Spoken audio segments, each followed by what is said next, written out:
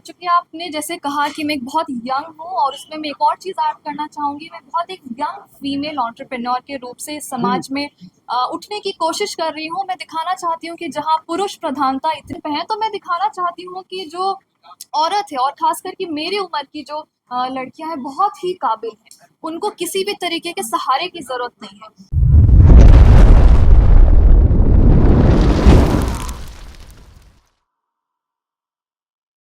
Sir इस तरफ ही नजर कीजिए।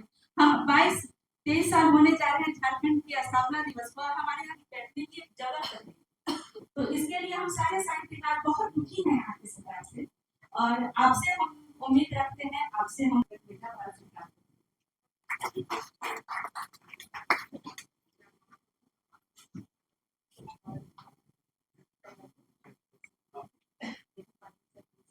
सबसे पहले इस फाउंडेशन को अपनी ओर से बधाई और इनके संचालिका और संचालक को बधाई और धन्यवाद देते हैं। क्योंकि वर्तमान समय मैंने जिसका उदाहरण दिया कि वर्तमान जब हमारा ये आईटी और फिर एआई जब इसकी चर्चा ग्लोबली बड़ी हो गई, उस बीच में हम साहित्य को ढूंढ रहे हैं जो अपने लेख और अपने शब्दों से हमारा वृत्तांत या फिर अपना परिचय प्रस्तुत करते हैं। ये बहुत महत्वपूर्ण पहल है ऐसे समय में, चैलेंजिंग समय है। जैसे मैंने कहा कि आज पर जीने वाले लोग ज़्यादा हो गए हैं और भूल जाते हैं आज को, फिर कल जिंदा रखना बहुत मुश्किल हो जाता है। इसलिए इतिहास अगर हम बैक जाएं हजारों साल पहले, आज हमें अगर उस पल को जिंदा कोई रखा है तो वहाँ का साहित्य ही जिंदा रखा है, क्योंकि हमने अपनी आंख से कभी उसको देखा नहीं। लेकिन वहाँ तब की लिखी गई जो लिपि है, जो वेद है, या जो भी कहानियां जो लिखी गई, जो रचनाएं की गई, वो रचना ही तो हमारा पूर्व के समय का वृत्तांत करता है और उस समय का पूरा दृश्य को सामने लाकर खड़ा कर देता है। तो यदि आज की पीढ़ी इस चीजों को उस रूप से तैयार नहीं करेंगे, उस रूप से शोध और इनका संकलन सही नहीं हो पाएगा, तो निश्चित रूप से आने वाले समय, आने वाली पीढ़ी के लिए एक बड़ी चुनौती हो जाएगी। तो ये नई पीढ़ी इसके बारे सोच रहे हैं तो सबसे ज्यादा प्राथमिकता उनको मिलनी चाहिए। राज्य के अंदर, देश के अंदर तो ऐसी चीजों को गढ़ने के कई संस्थाएं डिक्लेयर है, वो काम हो रहा है उसके ऊपर। लेकिन हमारे जैसे झारखंड जैसे ऐतिहासिक स्टेट जिसका परिचय ही इतिहास से बना हुआ है, वहां पर इस चीजों का ये संस्थागत रूप से तैयार ना होना एक बड़ा प्रश्न है। और हम अभी उदाहरण में भी कह रहे थे कि जब हम अपने बारे में, अपने वीरों के बारे में रचनाएं खोजते हैं तो खोजने से नहीं मिलता है। और हम आज कहते हैं कि केवल 2 लाइन का इतिहास तो नहीं हो सकता है, ये इतिहास बड़ा था, लेकिन उनको संजो कर रखने वाले, हमारे लिपिबद्ध करने वाले लोग ना होने के कारण ये चीजें आज हम प्रस्तुत नहीं कर पाते हैं। इसलिए ये ज्यादा जरूरी है कि अपने आज को, पिछले कल को और आने वाले कल को सुरक्षित और संरक्षित रखने के लिए इसकी आवश्यकता है, और ये साहित्य हमें जिंदा रखेगा। सर छोटा सा सवाल है, आपने काफी कुछ कहा है कि पुरानी चीजों, हमारी धरोहर जो संस्कृति है वो लिखी हुई है, उसको हम लोग जान सकते हैं। लेकिन सर कई ऐसे लोग भी हैं जो लगातार इन सभी चीजों को जो है मिथ्या मानते हैं। सर ऐसे लोगों को क्या कहें? देखो, समाज में सब तरह के लोग होंगे। अगर राम थे तो रावण भी थे। हाँ। तो इसी तरह से जैसे आज है पुलिस है तो अपराध भी है, अपराधी भी है। तो ये चीजें रहेंगी, लेकिन बड़ा हमेशा क्या रहेगा, ये निर्णय आपके अपने माइंड को लेना है कि लोग किसे पसंद करते हैं, लोग किस को पसंद करते हैं, किस चीजों पर लोगों का विश्वास है। विश्वास तो हमेशा सच के साथ ही रहेगा ना, तो वो विश्वास जिंदा रहना चाहिए। चीजें रहेंगी, सूर्य है तो बादल रहेंगे, मौसम बदलेंगे, लेकिन सूर्य तो अपने जगह पर स्थिर है, और सूर्य का जो शक्ति है ये सभी लोग जानते हैं। ठीक है सर। सबसे पहले तो झारखंड की धरती से जोहार। आप सभी का वाईबीएन के प्रांगण में बहुत बहुत स्वागत है। आज जो प्रोग्राम आपने देखा वो हमने लिटरेसी के, इंग्लिश लिटरेचर से रिलेटेड जो भी हमारे साहित्यकारी जो काम हमने किया है उसको हम बेसिकली साहित्य को और बढ़ाना चाहते हैं, और इसलिए हमने वाईबीएन के मंच पे हम सारे अपने अच्छे अच्छे साहित्यकारों को लाए हैं। और इनफैक्ट आप देख रहे हैं कि बहुत सारे इन्फ्लुएंसर्स भी आए हैं जो इस चीज़ को कवर करने की कोशिश कर रहे हैं। तो हम वाईबीएन के माध्यम से इसको बढ़ाने की पूरी कोशिश करें। अभी हमारे माननीय सुदेश महतो जी भी हमारे प्रांगण में पधारे थे, उनके लिए भी हम शुक्रगुजार हैं कि वो हमारे प्रांगण में आए और अपने बातों से हमें अच्छी चीज़ें सिखा कर गए हैं। और आगे भी हम कोशिश करेंगे कि वाईबीएन ऐसी और भी बहुत चीज़ें लेकर आए जिससे समाज के हित में हम समाज को उठाने का कार्य कर सकें। अब बहुत कम उम्र में जो है आपको बड़ी जिम्मेदारी मिलने वाली है, ऐसा हमने सुना है।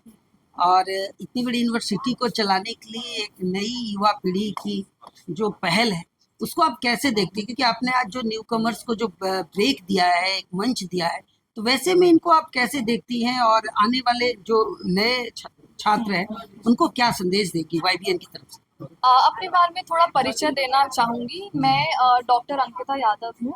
मैं हमारे रिस्पेक्टिव चेयरमैन सर की सबसे बड़ी बेटी हूँ और फिलहाल मैं मैनेजिंग डायरेक्टर के पद पर YBN ग्रुप के इंस्टीट्यूट्स, जितने भी इंस्टीट्यूट्स हमारे गुरुकुलम है, स्कूल है, यूनिवर्सिटी है, सबको भी फिलहाल मैं मैनेजिंग डायरेक्टर के पद से देख रही हूँ। और चूँकि आपने जैसे कहा कि मैं एक बहुत यंग हूँ और उसमें मैं एक और चीज़ ऐड करना चाहूँगी, मैं बहुत एक यंग फीमेल एंटरप्रेन्योर के रूप से इस समाज में उठने की कोशिश कर रही हूँ। मैं दिखाना चाहती हूँ कि जहाँ पुरुष प्रधानता इतनी ज़्यादा है, जहाँ पे हर विभाग में आप देखेंगे बड़े-बड़े पद में जैसे पुरुष ही हर जगह पे सबसे ज़्यादा प्रधान पोजीशन पे हैं, तो मैं दिखाना चाहती हूँ कि जो औरत है और ख़ासकर कि मेरी उम्र की जो लड़कियाँ हैं, बहुत ही काबिल हैं। उनको किसी भी तरीके के सहारे की ज़रूरत नहीं है। मैं आज अकेले इस पूरी यूनिवर्सिटी को सँभाल रही हूँ। पिताजी ने जो मुझे एक तरीके से कहिए तो एक बगिया दिया है, जिसको निखारने का काम मैं करना चाह रही हूँ। और मैं, हमारे जो स्टूडेंट्स हैं, जो यंग फीमेल्स हैं, जब वो आके कहती हैं कि वो मुझसे बहुत ज़्यादा इंस्पायर होती हैं, मुझसे वो कुछ सीखती हैं, तो आज के जनरेशन को अगर मैं कुछ सिखा पा रही हूँ, तो इससे बड़ा सौभाग्य मेरे लिए कुछ नहीं होगा। और मैं चाहती हूँ कि YBN के बच्चे सिर्फ पढ़ाई-लिखाई में अच्छा ना करें। शिक्षा का जो मूल रूप होता है, जो शिक्षा में आप देखेंगे, ज्ञान, सदाचार और अच्छे आचरण, शिक्षा इन तीनों को मिला के बनती है। तो मैं चाहती हूँ कि हमारे YBN के यूनिवर्सिटी के जो बच्चे हैं, जो स्कूल के बच्चे हैं, जो गुरुकुलम के बच्चे हैं, वो हर तरीके से परिपूर्ण हो, आगे जाके उनको अपने जो मार्ग में कोई दिक्कत ना आए, ताकि वो हर तरीके से अपने आगे के करियर को सुधार सकें। ठीक, थैंक यू। ये तो आज का जो परिवेश है, जी। बेटियों पर ही फेथ करने का परिवेश आ गया। आज के डेट में बाप अपने 5 बेटी से परेशान नहीं है, लेकिन एक बेटा से जरूर परेशान है।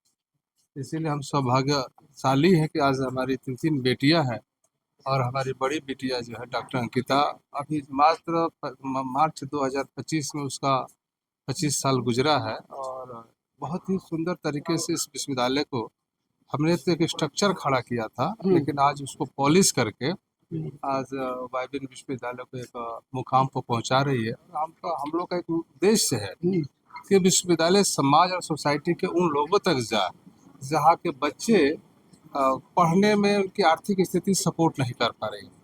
इसी के तहत आज हमारी बिटिया इस YBN विश्वविद्यालय को टेक ओवर कर ली। और मेरा जो मिशन था YBN गुरुकुलम, जहाँ भी झारखंड बिहार के जो नक्सल प्रभावित क्षेत्र है, जहाँ पर वहाँ पर हम जमीनें लेके और शानदार गुरुकुलम खोल रहे हैं। इस सिलसिले में, इस कड़ी में हमने मैक्लूसीगंज की धरती पर 40 एकड़ में एक YBN गुरुकुलम की स्थापना किया है, जो लातेहार, चतरा जैसे जगहों से बच्चे आके एक सर्वांगीण विकास, जो राष्ट्र के निर्माण में अग्रणी भूमिका निभाने के लिए तत्पर है, मैं उनको पढ़ाने जा रहा हूँ। दूसरे कड़ी में जब बिहार की बात आती है, तो पहले बिहार ही था।